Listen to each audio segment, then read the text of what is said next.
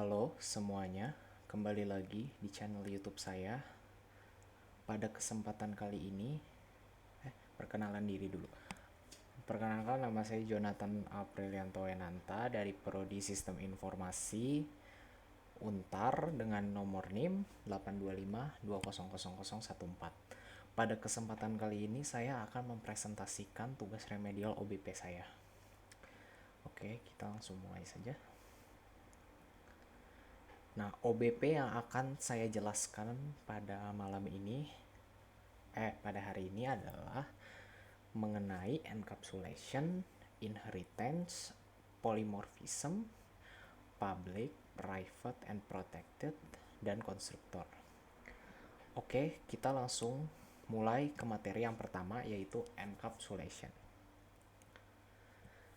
Oke, pengertian encapsulation itu sendiri adalah pengkapsulan adalah konsep tentang pengikatan data atau metode yang berbeda yang disatukan atau dikapsulkan menjadi satu unit data. Encapsulation dapat mempermudah dalam pembacaan kode karena informasi yang disajikan tidak perlu dibaca secara rinci dan sudah merupakan satu kesatuan. Encapsulation juga sering digunakan karena terdapat fitur information hiding mechanism. Mekanisme ini menghilangkan akses publik ke atribut-atribut yang terdapat di dalam kapsul tersebut. Metode ini dapat mempermudahkan kamu dalam mendefinisikan atribut-atribut apa aja sih yang boleh dibaca dan dapat diperbaharui di encapsulation itu sendiri. Oke, kita langsung next. Nah, sebelum mengenal lebih jauh encapsulation, ada baiknya kita mengenal terlebih dahulu ketiga akses modifier penting dalam suatu OBP atau encapsulation, yaitu private, protected, dan public. Nah, ketiga akses ini juga nanti akan saya bahas kelanjutannya mengenai ketiga ini. Nah, yang pertama adalah private. Private adalah akses modifier yang merupakan tingkatan akses yang sangat terbatas. Dan kemudian seperti modifier lain, modifier private menspesifikasikan anggota kelas atau kelas member yang hanya bisa diakses oleh kelas di mana anggota-anggota kelas tersebut dideklarasikan. Jadi dia nggak bisa terlalu sembarang untuk dipakai di luar kelas. Keadaan ini mengakibatkan bahwa tidak ada kelas lain yang bisa mengakses anggota kelas private, sekaligus termasuk subkelas-subkelasnya. Akses ini juga yang paling terbatas memspesifikasikan anggota kelas, variabel, dan method hanya dapat diakses oleh di mana itu didefinisikan. Nah, protect adalah akses modifier yang menspesifikasikan atau menentukan anggota kelas. Jadi kalau private itu kelas member yang didefinisikan hanya bisa diakses oleh kelas di mana anggotanya dideklarasikan, sementara protect itu menspesifikasikan atau menentukan anggotanya itu sendiri yang hanya bisa diakses oleh metode-metode yang ada di dalam kelas yang sama dan juga dapat diakses oleh subkelas atau bisa dibilang kelas turunan dari kelas tersebut. Nah, yang ketiga adalah public. Public adalah akses modifier yang suatu anggota kelasnya dideklarasikan sebagai public. Maka, anggota tersebut akan bisa digunakan oleh siapa saja, baik di luar maupun di dalam kelas. Kalau private itu hanya bisa diakses di luar kelas, tidak bisa di dalam kelas. Nah, public juga sehingga anggota kelas yang dideklarasikan sebagai public akan bisa diakses oleh sembarang objek lain. Nah, kita langsung next. Nah, kenapa sih harus ada encapsulation? Karena ada informasi yang harus disembunyikan. Artinya dari anggota dari suatu kelas bisa dilindungi agar tidak bisa diakses dari luar. Caranya dengan mengganti modifier yang tadinya public menjadi private, sementara sebaliknya private menjadi public. Penyembunyian informasi atau information hiding adalah mengganti akses modifier dari public menjadi private. Contoh misalnya di sini ditulis atribut NRP atau ini salah tulis nih, harusnya name. Itu bisa dideklarasikan public menjadi private. Contoh lagi misalnya mobil.java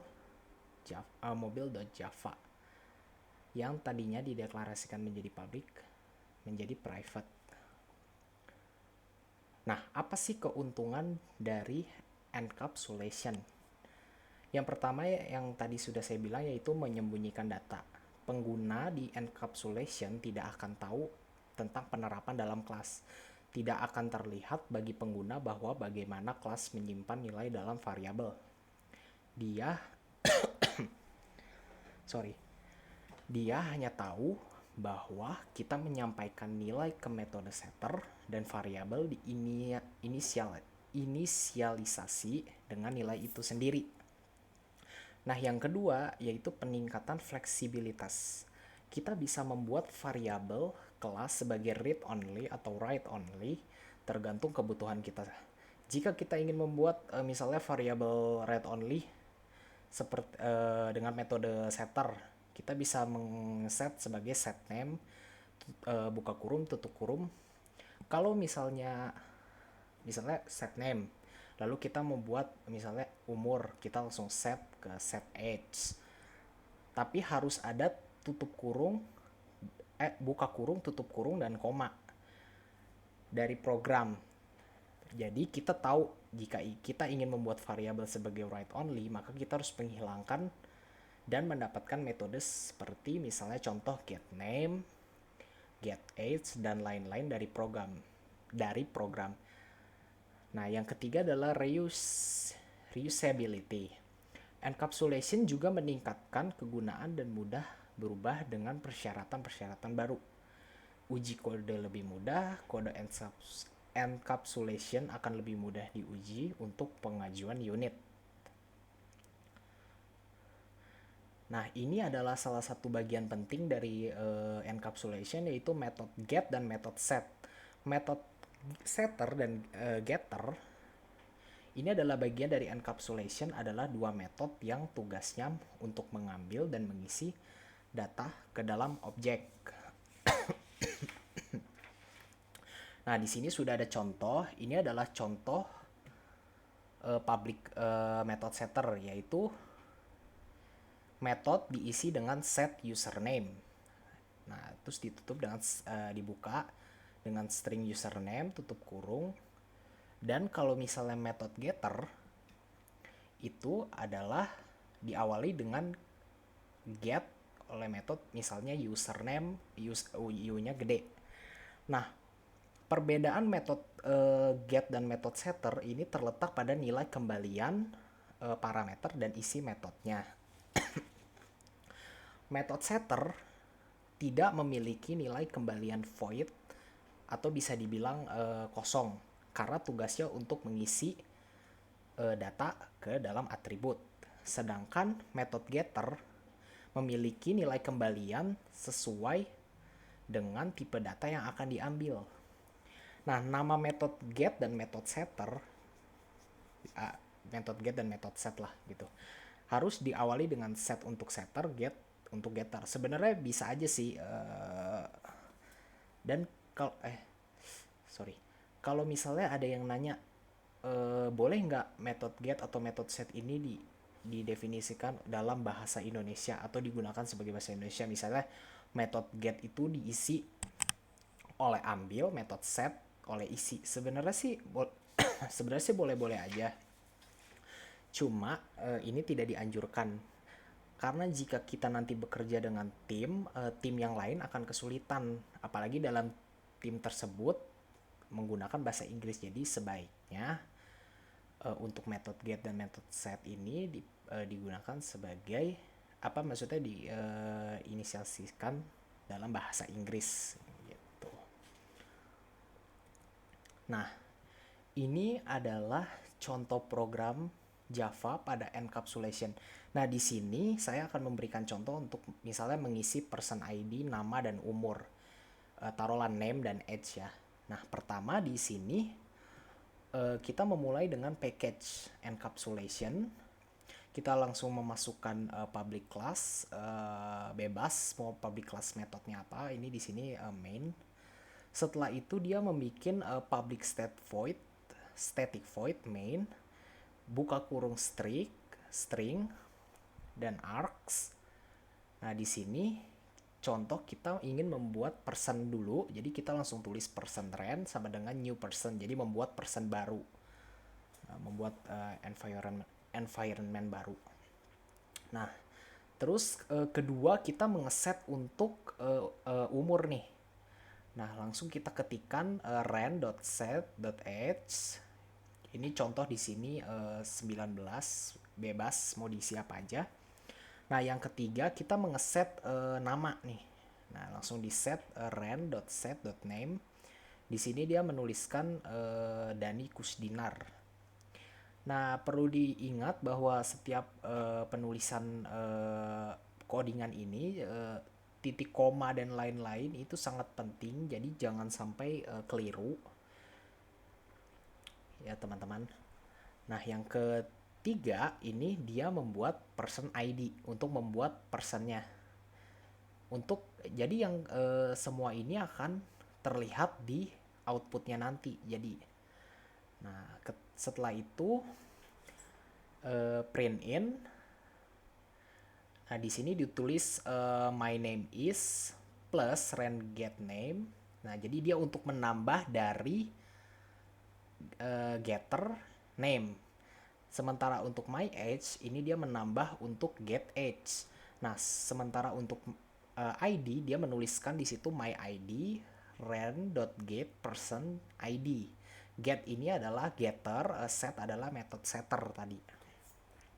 Nah, ini jangan sampai salah tulis di bagian system out karena ini akan keluar nanti di outputnya.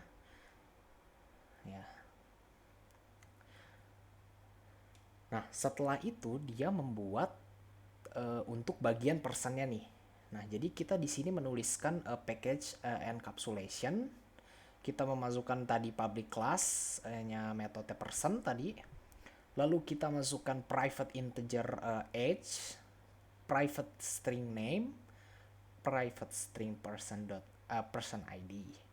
Nah, setelah itu kita membuat void-nya nih, public void-nya setter dari ketiga atribut yang tadi ada di contoh sebelah. Nah, yang pertama itu public void set age integer new value untuk menambahkan value di output tadi. Nah, terus buka kurung age sama dengan new value. Jadi untuk ini mengkapsulkan public class person yang ada di atas itu. Kedua, public void set name. Nah, di sini dia langsung menuliskan string new value. Nah, terus di situ ada name new value. Nah, yang ketiga, public void set person ID string new value. Pastikan yang tanda-tanda kecil seperti buka kurung, tutup kurung, titik koma, terus titik koma dan lain-lain itu jangan sampai salah karena ketika nanti di output dia akan menjadi error kalau misalnya keliru. Nah, ini ketiga ini adalah untuk set method setter dari ketiga value tadi. Sekarang di sini dia mengisi untuk public untuk method getternya nih. Nah, yang pertama itu dia mengisi public in get age. Kedua, dia mengisikan untuk public string get name. Setelah itu di return name. Setelah itu public string get person ID return person ID. Nah, jika sudah semua, untuk merunnya kita akan run melalui public static void yang bagian ini. Nah, nanti dia akan keluar seperti ini. Jadi sesuai dengan print yang kita panggil untuk output, yaitu my name is, my age, my ID, dia akan keluar seperti ini. My name is Dani Kusdinar, yaitu ada di sebelah ada di main.java yang ren.setName ini. Terus yang my age itu yang sebelah sini. Nah, yang ren set age yang buka kurung 19. Setelah itu yang my ID. Nah, jadi ini adalah hasilnya. Sampai sini saya akan melanjutkan ke bahan selanjutnya. Oh, sebentar.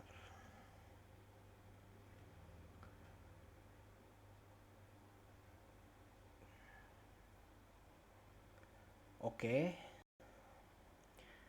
Nah, di sini ini adalah bahan untuk inheritance. Nah, inheritance atau pewarisan merupakan salah satu dari 3 konsep dasar OOP atau Object Based Programming.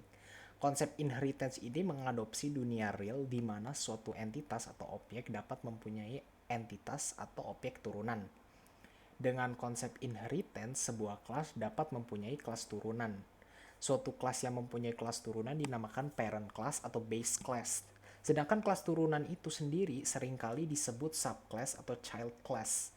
Dalam dunia real, suatu entitas turunan dapat mewarisi apa yang dipunyai dari entitas induknya.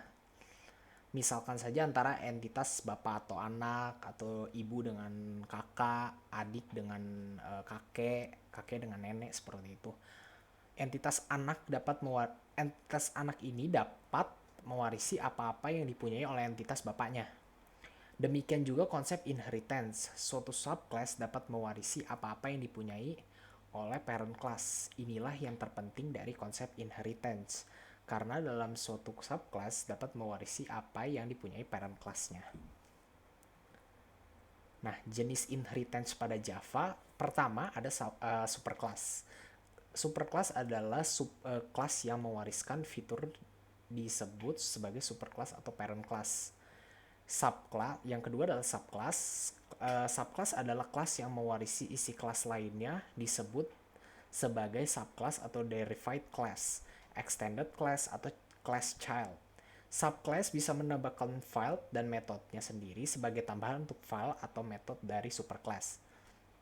Ketiga tadi reusability, sama seperti encapsulation tadi. Reusability tadi ketika pengembang ingin menciptakan kelas baru yang sudah ada di dalamnya terkandung beberapa kode program yang diperlukan, maka dapat digunakan new class dari kelas yang telah ada sebelumnya. Nah, apa sih keuntungan pada inheritance? Kita dapat menggunakan kembali kelas-kelas yang kita buat sebagai superclass dan membuat kelas-kelas baru berdasar superclass tersebut dengan karakteristik yang lebih khusus dari behavior umum yang dimiliki superclass. Kita dapat membuat superclass yang hanya mendefinisikan behavior namun tidak memberi implementasi dari metode-metode yang ada. Hal ini berguna jika kita ingin membuat semacam kayak template class. Kelas semacam ini disebut kelas abstrak karena behaviornya masih abstrak dan belum diimplementasikan. Nah, ini adalah contoh program Java pada inheritance. Jadi di sini dia contoh yang ada di gambar ini dia membuat adalah untuk motor ya. Jadi dia bikin dulu public class main-nya, lalu dia print untuk Honda, lalu dia bikin kelas baru Honda dan menampilkan print out-nya yaitu Honda. Nah, ini adalah tipe pada Honda. Jadi untuk Honda dia mengisi public class Honda extends motor, terus menampilkan string bahan bakar yaitu di sini ditulis premium. Terus input datanya yaitu M itu adalah motor M singkatan yang ada di situ, black, bebek dan hitam. M tampilkan data, terus dia memprint jenis bahan bakar plus bahan bakar. Nah, ini adalah contoh pada motor Java. Sama seperti yang Honda barusan, cuma dia di sini lebih memakai metode get dan metode set.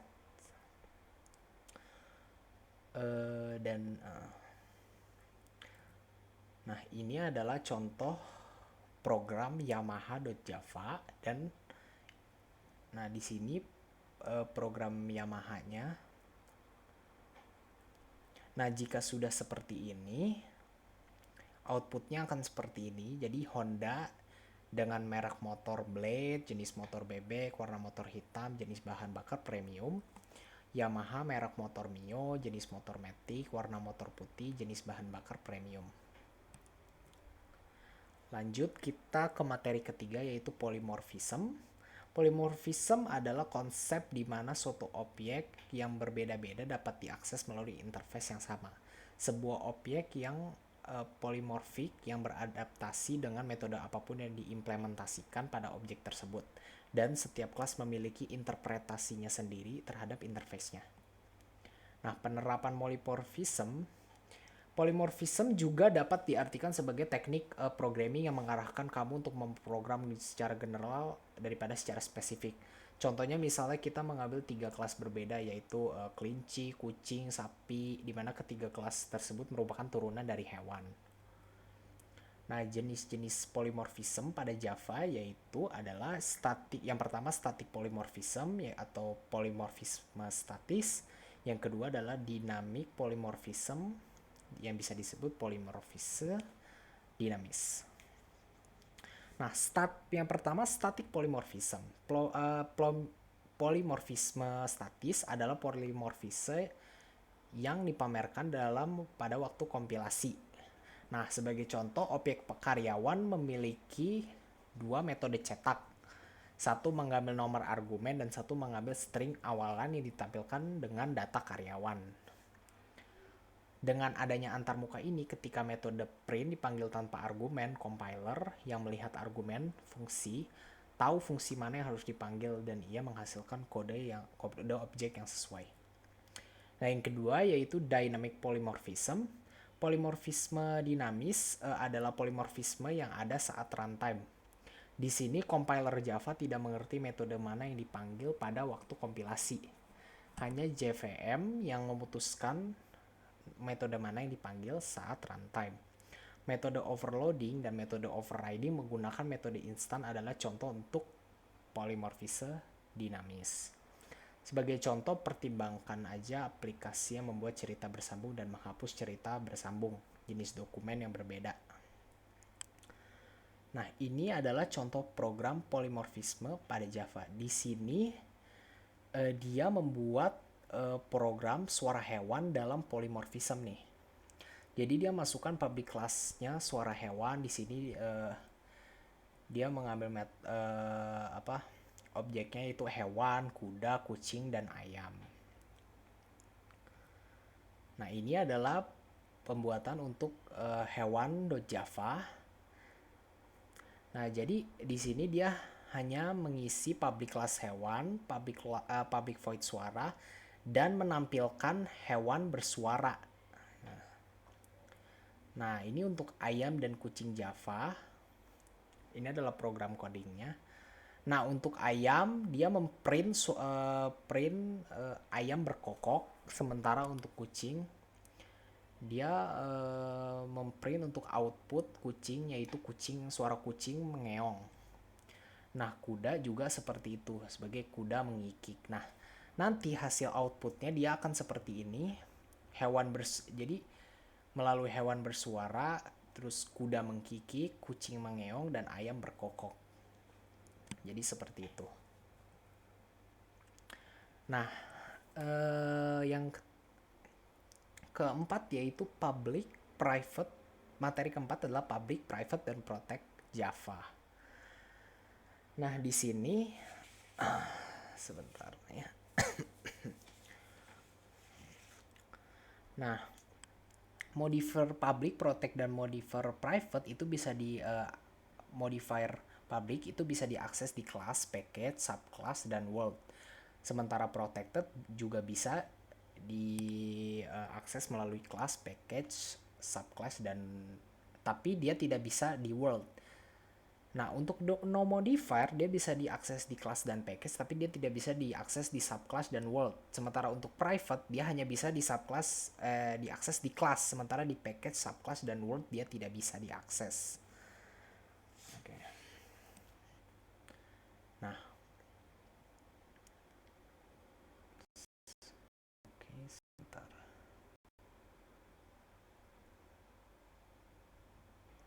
Oke, kembali lagi. Nah, di sini ini adalah contoh program public di Java. Di sini sudah tertera, di situ ada package modifier yang berisi kelas. Di sini saya membuat kelas film dengan public string actor, terus public change, method change actor, string new actor, this actor, dan new actor. Nah, pada apa namanya,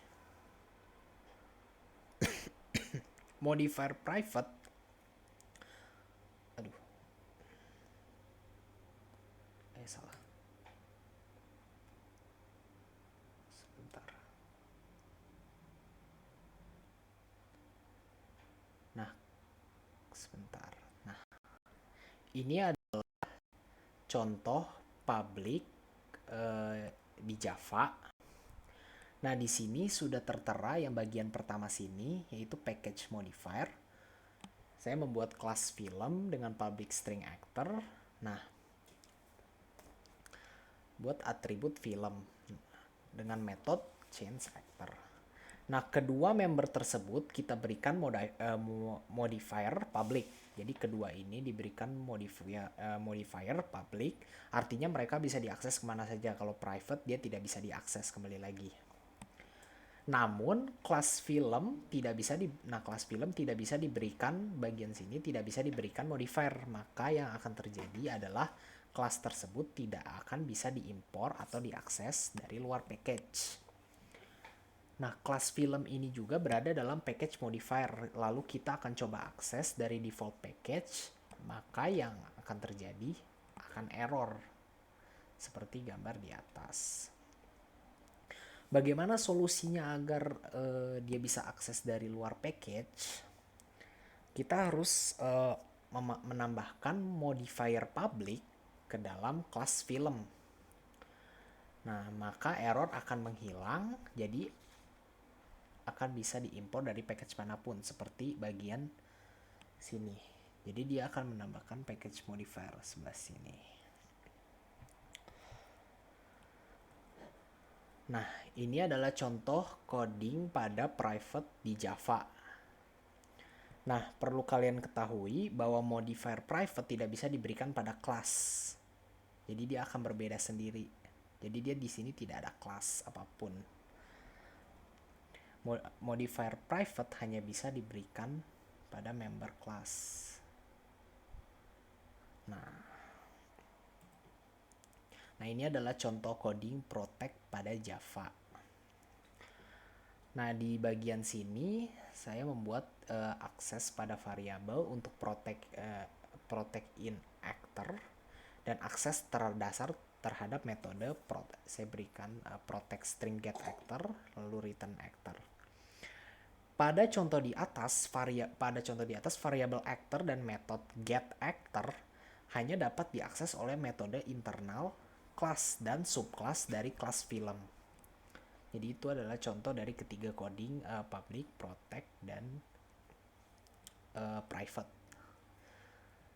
Nah, lalu materi yang terakhir adalah konstruktor.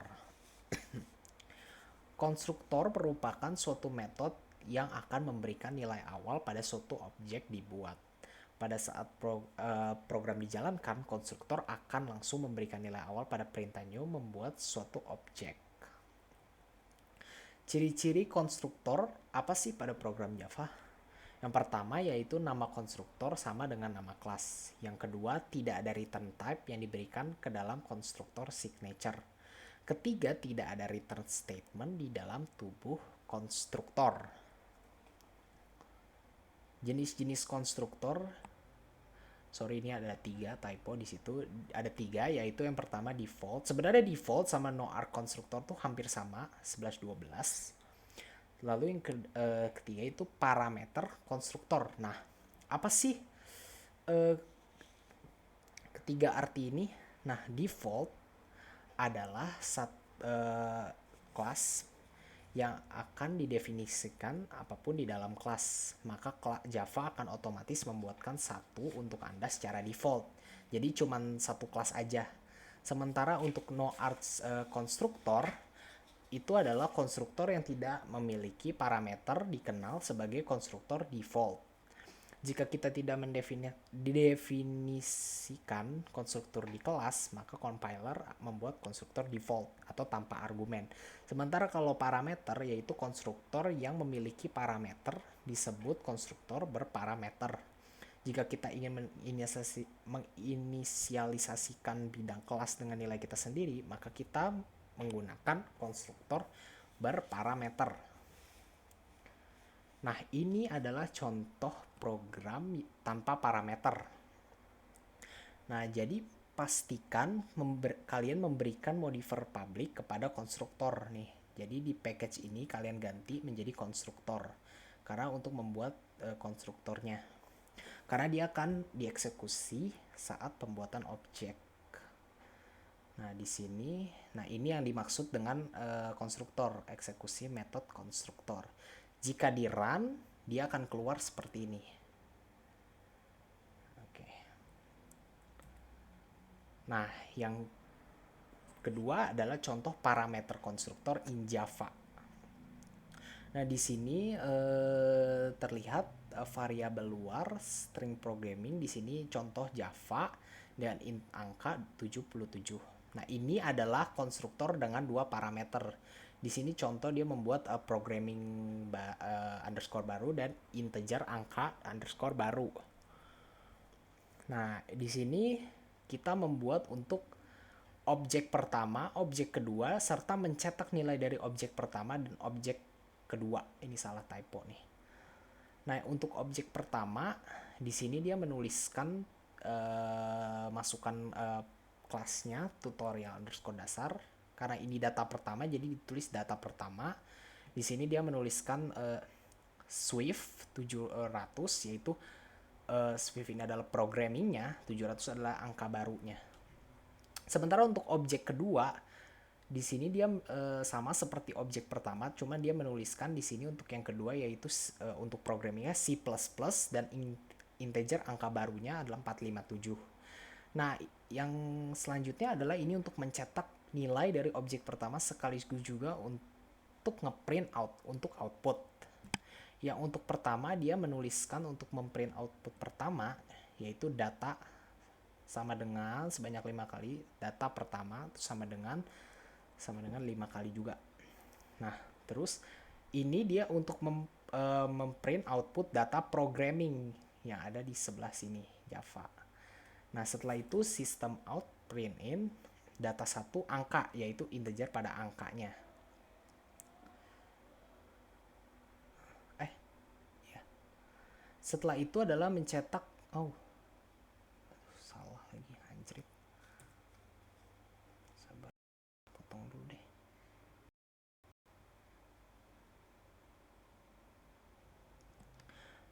Nah, di sini ini adalah contoh untuk parameter konstruktor di Java. Nah, di sini dia membuat untuk public class, dia mengisi tutorial underscore dasar dengan variabel luar string programming yang dia input Java dan angka 77. Nah, ini adalah konstruktor dengan 2 parameter yang dia isi dengan programming baru. Pertama masukkan dulu public metode kelasnya dari tutorial underscore dasar, yaitu dia mengisi string programming baru dan integer angka baru. Nah, setelah itu ini untuk objek pertama dan objek kedua, yaitu untuk mengisi datanya. Yang pertama dia mengisi untuk programming baru dia mengisi Swift dan integer angka baru dia mengisi 700. Sementara untuk objek kedua dia mengisi untuk C++ dan 457. Nah, ini untuk mencetak nilai dari objek pertama dan objek kedua untuk menilai memprint outputnya. Yang pertama dia menuliskan untuk data pertama, yaitu data programming, yaitu ya ini programmingnya, yaitu angkanya yang nanti akan keluar di output, yaitu data programming dan angkanya, dan ini angkanya. Yang kedua adalah mencetak nilai dari objek kedua. Jadi dia mengisi sama seperti data pertama tadi, dia hanya mengisi data 2, yaitu dia mengetik data 2.programming, yaitu berdasar dari sini, C++, data 2 titik angka 457, dan ini yang akan kita cetak, yang akan kita lihat nanti di output ketika di run. Nah, jika sudah, outputnya akan seperti ini. Jadi terlihat dari yang mencetak nilai objek pertama, jadi masuk yang print data pertama, yaitu data programming, yaitu Swift, yaitu angkanya keluar 700. Sementara untuk objek kedua keluar juga data kedua, yaitu programmingnya C++ dan angkanya 457. Oke, sekian penjelasan dari saya. Jika ada kesalahan kata atau sedikit-sedikit agak blank, terima kasih telah mendengarkan. Terima kasih.